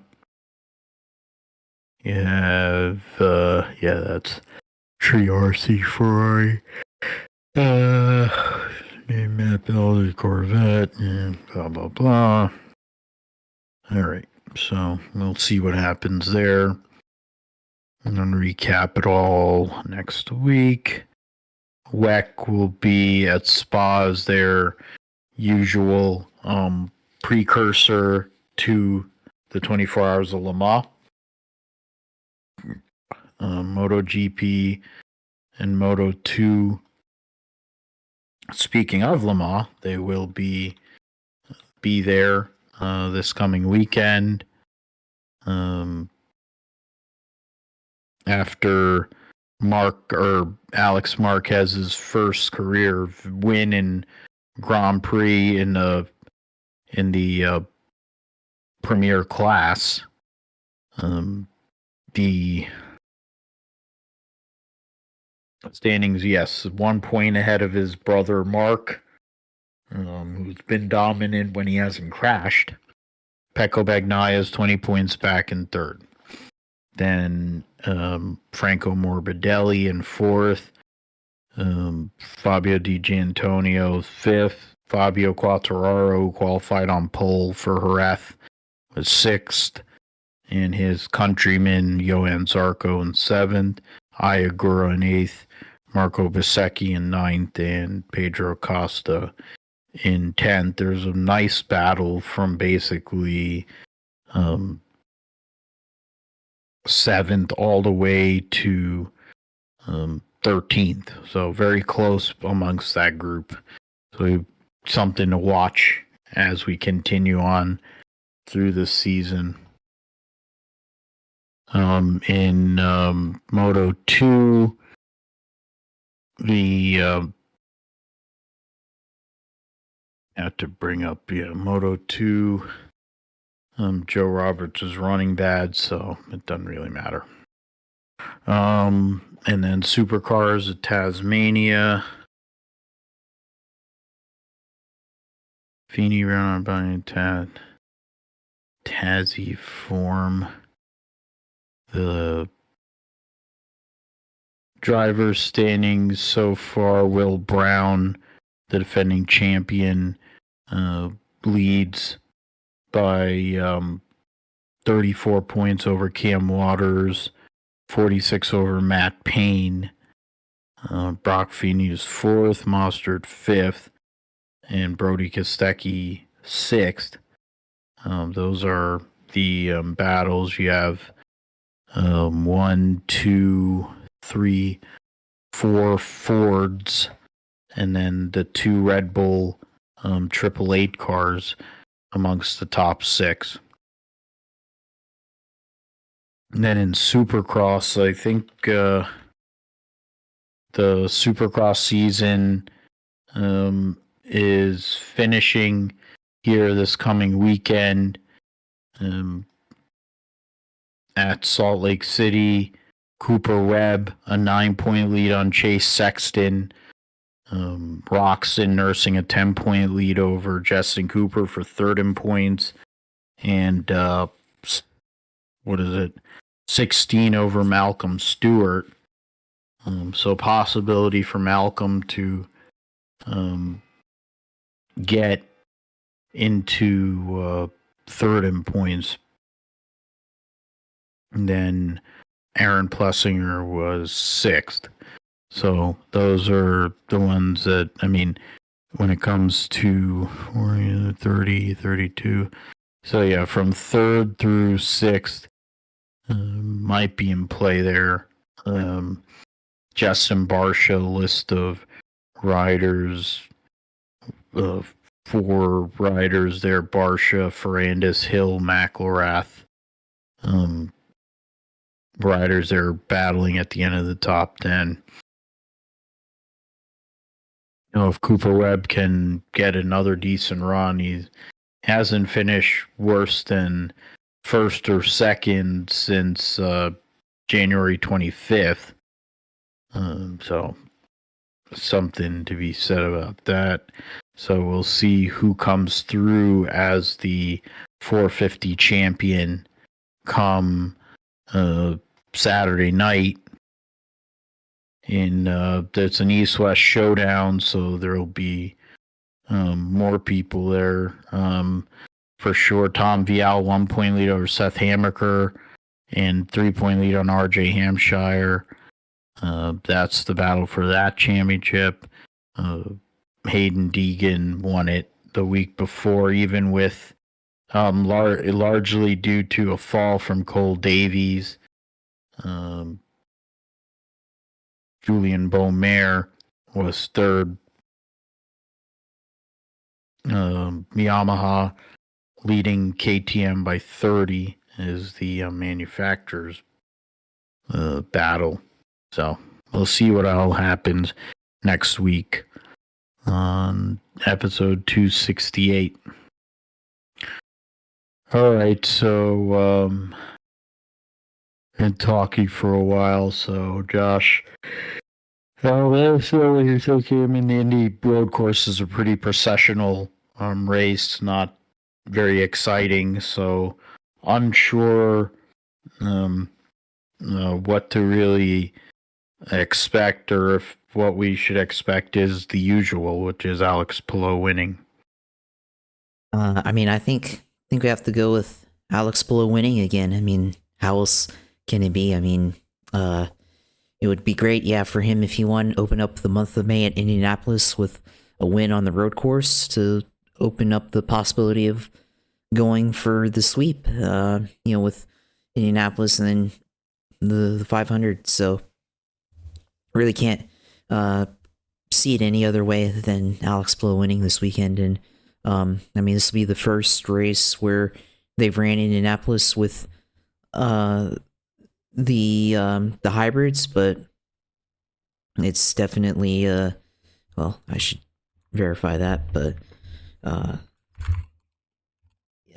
yeah, that's definitely something to look out for here with how the hybrids will work at the Indy road course, which I'm sure they have done a lot of testing at, so can't really see too many issues at. I mean, we haven't had any problems so far to start the year, but I mean, the question is do we see more yellows here to start this race, to start the month of May? I mean, we haven't had any yellows since the first lap at St. Petersburg, and since then it's been extremely clean, and you have to think at some point that there will be a yellow. It could be at Indianapolis, which, I mean, it's a fairly processional road course, but there have been a few incidents over the years, so we'll see that if that happens there, or even at Indy.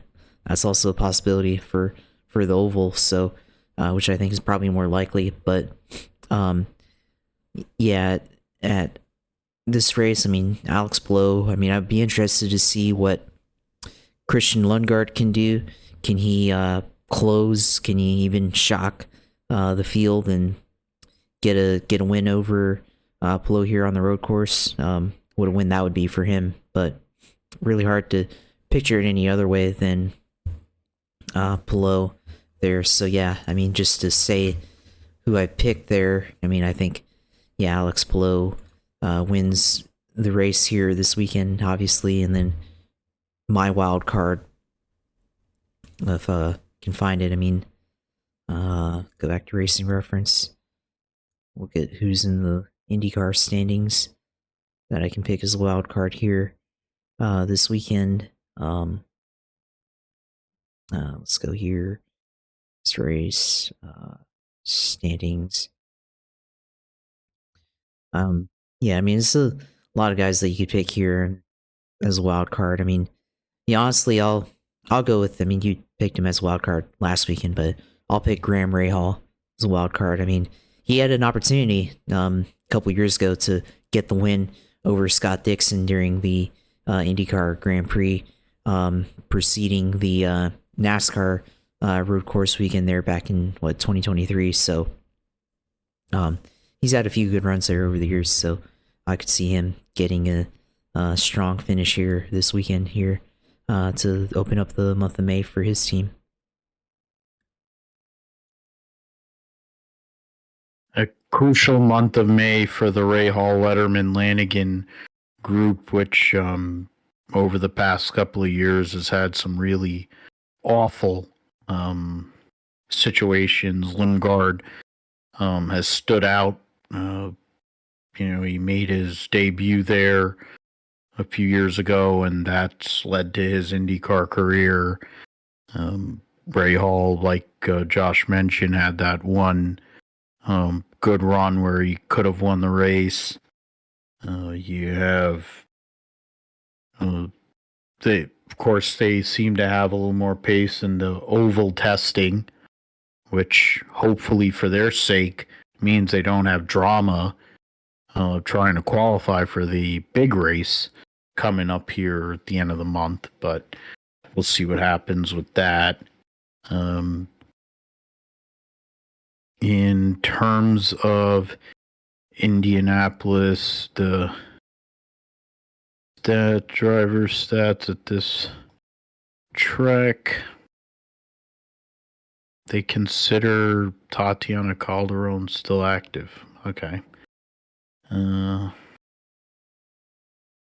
Based on the average finish, I mean, you picked Graham Rahal, and that's a great poll because his average finish at this track is 4th of all time and 3rd amongst drivers that have raced every single race at the Indy road course. So there's only been, 4 that have done it. So and he's the only one that hasn't won of that group. So interesting how that all works out. For me, I'm going to pick Lundgaard because, I think McLaren's been on the cusp all season. He's been fast most of the year, so he finally closes the deal and gets a win. Would be, I think, his second win of his career if he were to do that. So we'll go and put that in. Christian Lundgaard to win, and the wild card selection is going to be based on everybody who's raced every week, so that means 27 drivers, 14. I will go with. I'll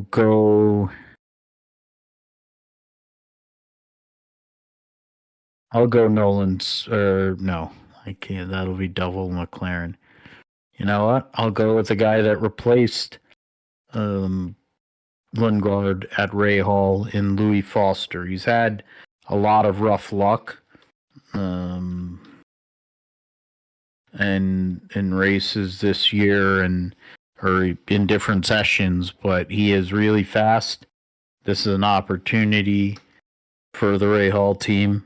We both picked Rahal guys. I was about to pick both McLaren guys, but instead I picked the rookie Foster, and we'll see how that all ends up next week. Let us go to the Kansas Cup and Trucks, the Heart of America 200 at Kansas.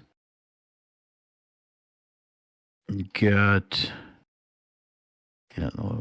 see all the top drivers in races at this track.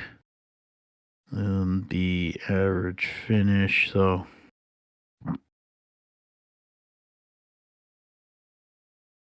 yeah, I mean that's not Grandin Finger, most races of anybody there, other than Crafton, who's run every one of them. And Finger, 13 races with an average finish of 7.7, so that's pretty solid. Trying to go through the points there. Yeah, so that's the wrong thing. That's not what I wanted. The points right now, yeah, and Finger is plus 46 over the cut line. You got I'm trying to see anybody who's still in the series. I mean, Chandler Smith's in the series and 4 races there. He's got 2 top 5s, 3 top 10s. Yeah, Corey Heim, out of curiosity, 2 wins, 4 top 5s, and 5 top 10s in 6 races. And, D Burrito. So I, this is parked for me to take Corey Heim. And I will. So, Truck Series at Kansas. Phil goes with Corey Heim. And my wild card pick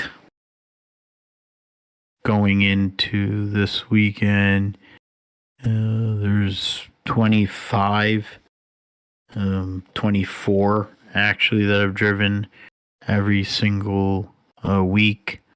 So, yeah, he's only 4 points ahead. So I've done this a few times, and I'm going to continue to do it for as long as I can. I don't think it'll last much longer. Raja Caruth,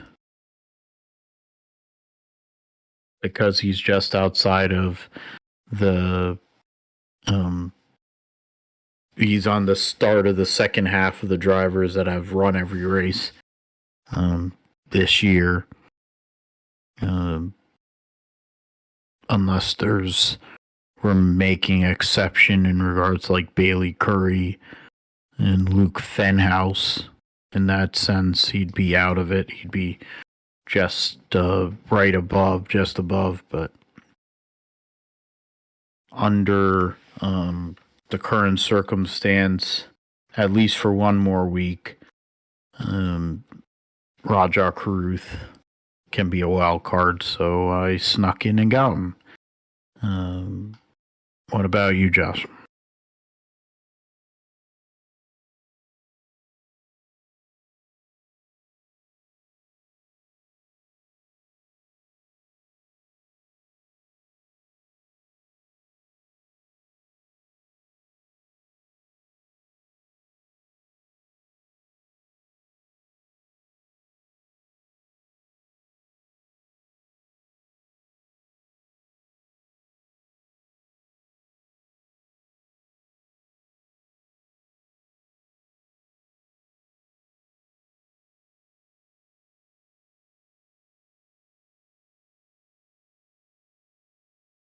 So, Gio Ruggiero, the rookie, son of the legendary modified driver Reggie Ruggiero.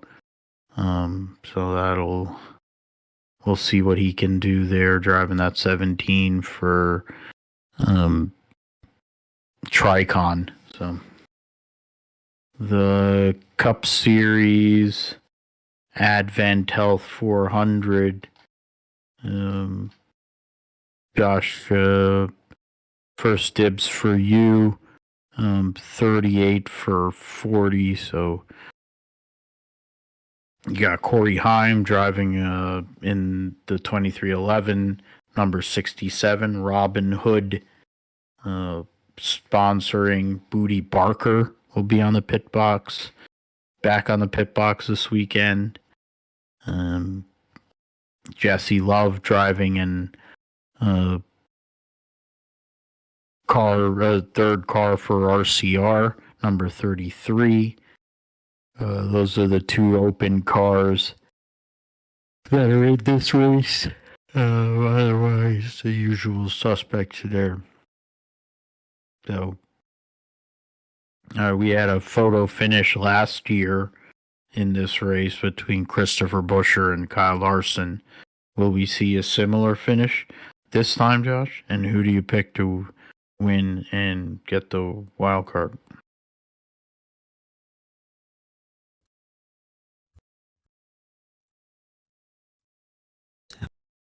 Yeah, I mean, I definitely expect there to be a wild finish, but I don't know if it'll.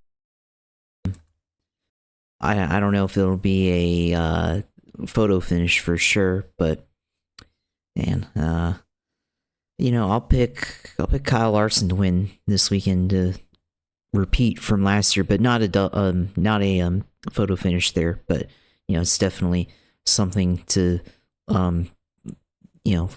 could happen, but I don't know. And then I guess wild card this weekend. You know what? I guess he is a wild card, but I'll go with.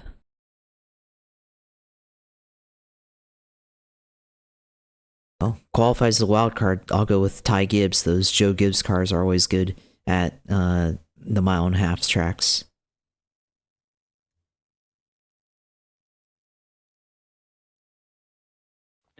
And generally, he's been running better these last few weeks, so there might be something there. One of his better racetracks for Keebler.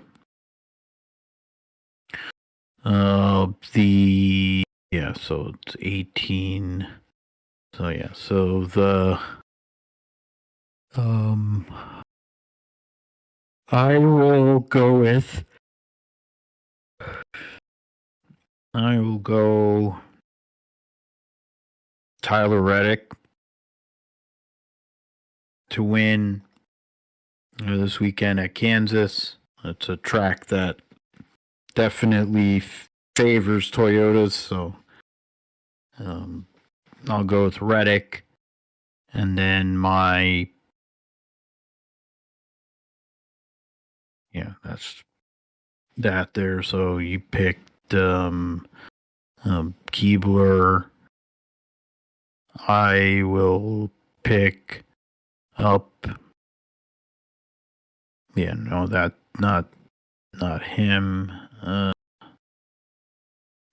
He went and ran well. I will go with. I'll go with Josh Berry. He's feast or famine. So he's won there at Kansas before. So we'll see. I picked Tyler Reddick to win and Josh Berry wild card. All right, Josh. Your time. Speaking of Josh, our Josh gets to talk about a race he's won before, the iRacing Indy 500. Be racing fixed setup, it said, this week, and the next week is the Open, I believe, and then and then you have the Coca-Cola or the Coke 600 as they have it referenced. So plenty of racing coming up for you, man. Yeah, definitely. The Indy 500, of course, on iRacing this weekend for fixed setup. So, I mean, it's going to be qualifying. I mean, qualifying is going to be important as usual. Just put the 4 best average laps together that you can. It's going to be all about managing the weight jacker, which as the tires wear off, you're going to want to have less input on the weight jacker there. So, or decreasing it. So probably, starting out with fairly positive weight jacker and then getting to probably neutral or even maybe negative weight jacker by the end of the qualifying lap, especially coming off of turn 2 or going into the short chute there in turn 1 and 2. I think that's probably the most critical part of the lap there. I mean, turn 3 and 4 is fairly similar, but I think I think where the handling is the most important is turn 1 and 2, especially with how the wind comes into play.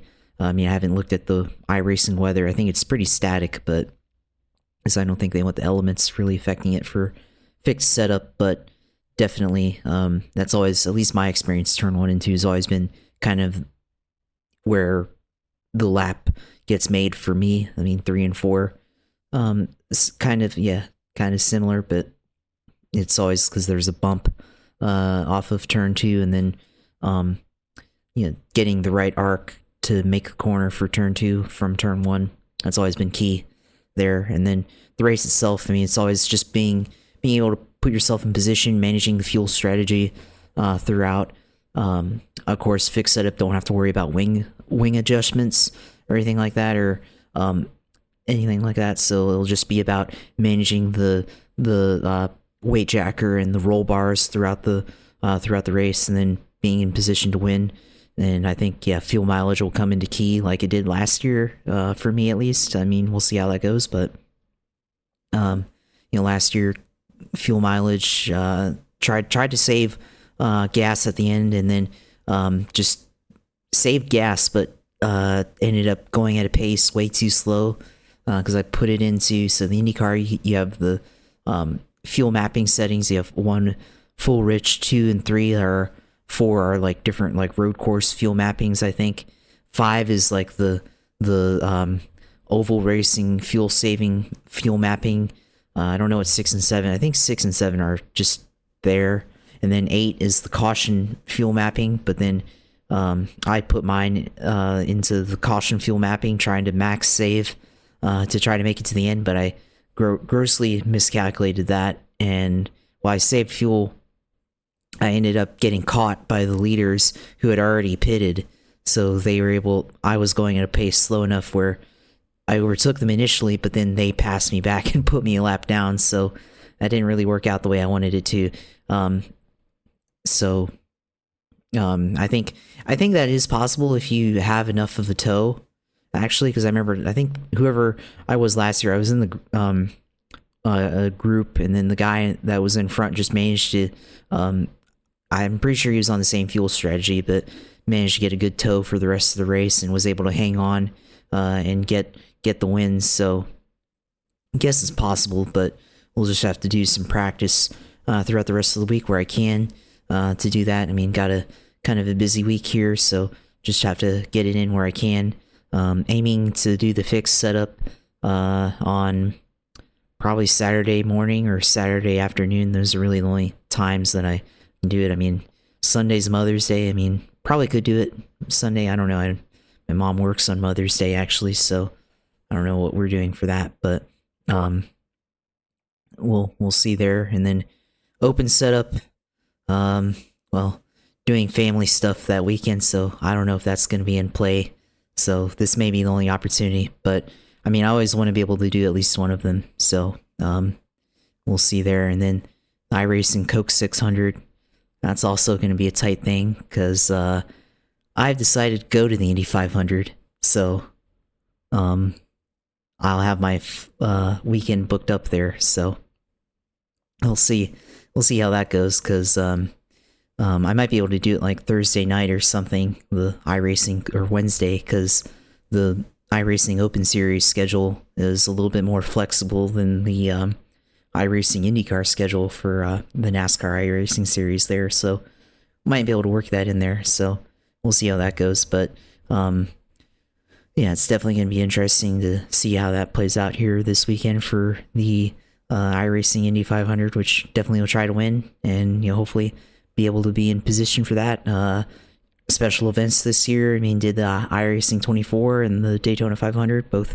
One was the iRacing 24 had the second place there in class, so hopefully we can get another piece of paper PDF file that says we've won the Indy 500 again, so like we did a couple years ago now. So we'll see how that goes. So yeah, definitely looking forward to this weekend, figuring out how to get that in. So exciting. And the group that I did the 24 hours of Daytona with, Sim Party Racing, I know there's some people on there talking about doing the Indy 500, so we'll have to see if maybe can get some coordination going and maybe some collaborating at least on strategy and what to do, and maybe somebody be available to do some spotting or something like that. So we'll see how it goes. But yeah, that'll be that, of course, and be streaming that, of course, on Twitch. That's uSailor2 on Twitch. So go on there and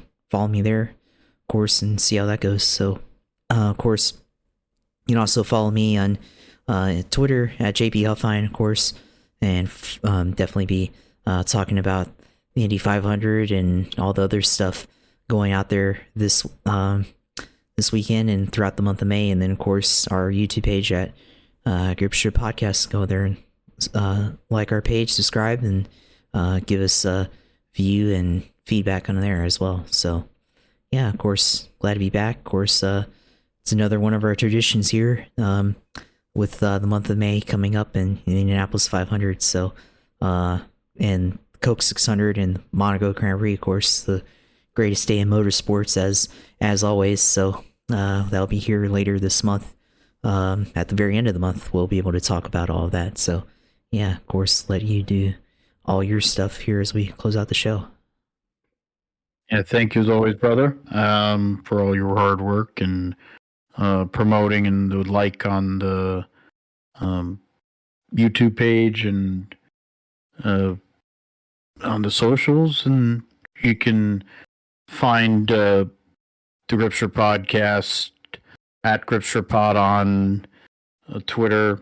You can have Gripster Podcast, of course, the YouTube page, GSP 1428 on YouTube. That's my handle, also my sim racing handle at Apex. So, philipgmatthew.com. You can find PGMatthew28 on Twitter. Also on Instagram, Blue Sky, PGMGSP28. We're leading up to the greatest day in motorsports here in a few weeks' time. Here, things start picking up here in the month of May. So it's nice to have the racing pick up, and we'll have plenty to discuss here as we move forward into